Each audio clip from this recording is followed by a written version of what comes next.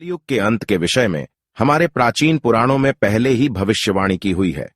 कलयुग का प्रभाव कैसा होगा, कलयुग में मनुष्य का व्यवहार कैसा होगा, कलयुग की स्त्रियां कैसी होगी, कलयुग में मनुष्य का आकार और आयु कितनी होगी, कलयुग में पाप और पुण्य की परिभाषा क्या होगी, कलयुग में मुक्ति पाने के कौन से मार्ग होंगे तथा कलयुग का अंत कैसे होगा आदि के विषय में हमारे प्राचीन पुराणों में कलयुग की भविष्यवाणी की गई है।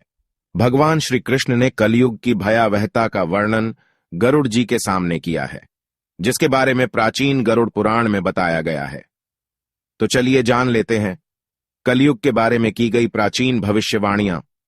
कलयुग का अंत धर्म की विफलता, अनुशासन की कमी, मनुष्यों में बढ़ती दुर्भावना, धन की लालसा, अत्यधिक काम का प्रभाव, भ्रष्टाचार से बढ़ता व्यापार, गुरुजनों तथा पूज्य लोगों की नींद, स्त्रियों में व्यभिचार और अनाचार आदि गुणों की वृद्धि, लोगों में आध्यात्मिकता की कमी आदि प्रकार के लक्षणों से कलयुग की पहचान होती है।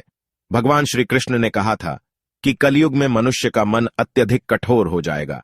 मनुष्य अशांत, चंचल, धर्म से विमुख होकर अधर्म के पथ पर चलने वाले होंगे। उन्हें शास्त्रों का ज्ञान नहीं होगा, जिसके मुख से जो भी निकलेगा उसे ही शास्त्र समझा जाएगा। कलयुग के अंत में अधर्म और आसुरी शक्तियों का विनाश होगा और पुनः नए युग का आरंभ होगा, अर्थात फिर से सत्य युग का आरंभ होगा और सृष्टि का यह चक्र चलता रहेगा। चारों युगों में कलयुग अंतिम युग होता है।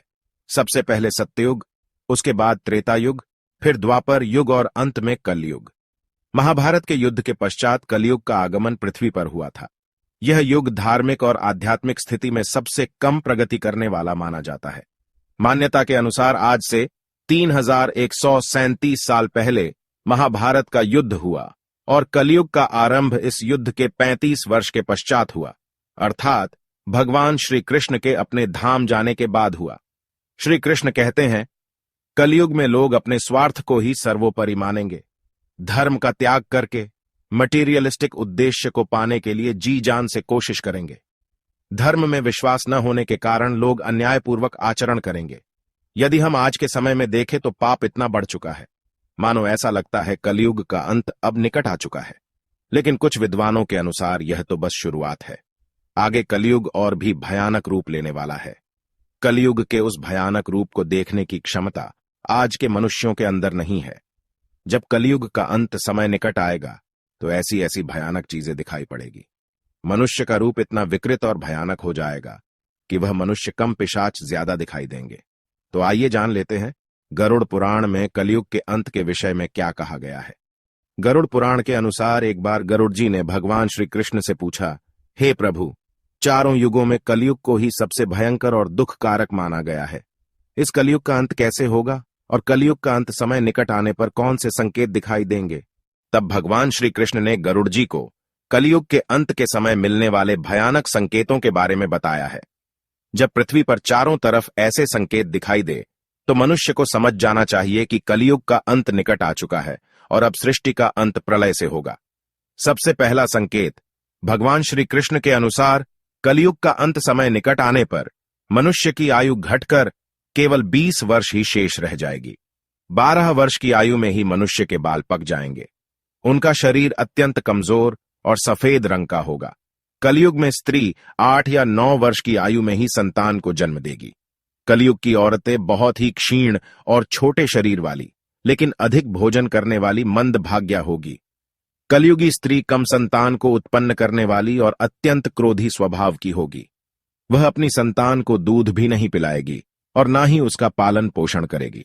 दूसरा संकेत, भगवान श्री कृष्ण कहते हैं, कलयुग का अंत समय निकट आने पर संसार में पतिव्रता स्त्रियां दिखाई नहीं पड़ेगी।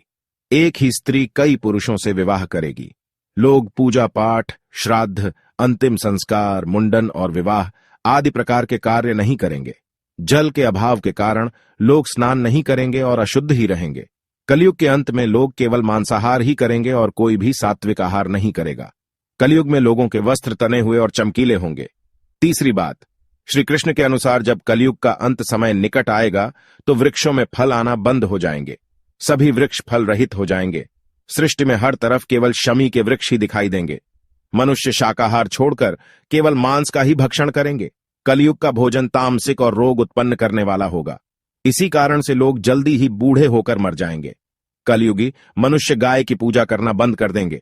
सभी गाय का मांस खाएंगे। गायों को केवल दूध और मांस के लिए ही पाला जाएगा। चौथी बात, कलयुग का अंत समय निकट आने पर अल्प वृष्टि होगी, अर्थात बहुत ही कम बारिश होगी। खेत अनाज नहीं उगा पाएंगे।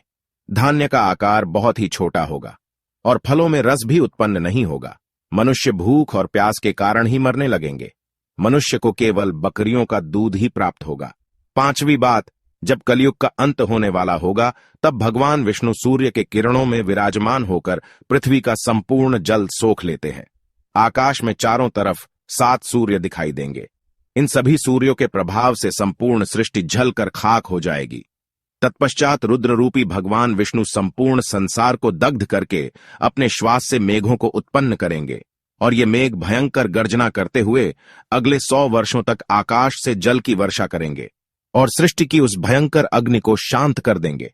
अग्नि शांत होने पर वे मेघ संपूर्ण जगत को जल में डुबो देते हैं और इस प्रकार से कलयुग का अंत हो जाता है और फिर परमात्मा अपनी इच्छा मात्र से पुनः सृष्टि में जीव की उत्पत्ति करते हैं। तो दोस्तों, इस प्रकार से गरुड़ पुराण में कलयुग के अंत का वर्णन किया गया है। उम्मीद है आपको यह जानकारी अच्छी लगी होगी। वीडियो को लाइक जरूर करें, साथ ही चैनल को सब्सक्राइब करना ना भूलें। आप सभी का धन्यवाद।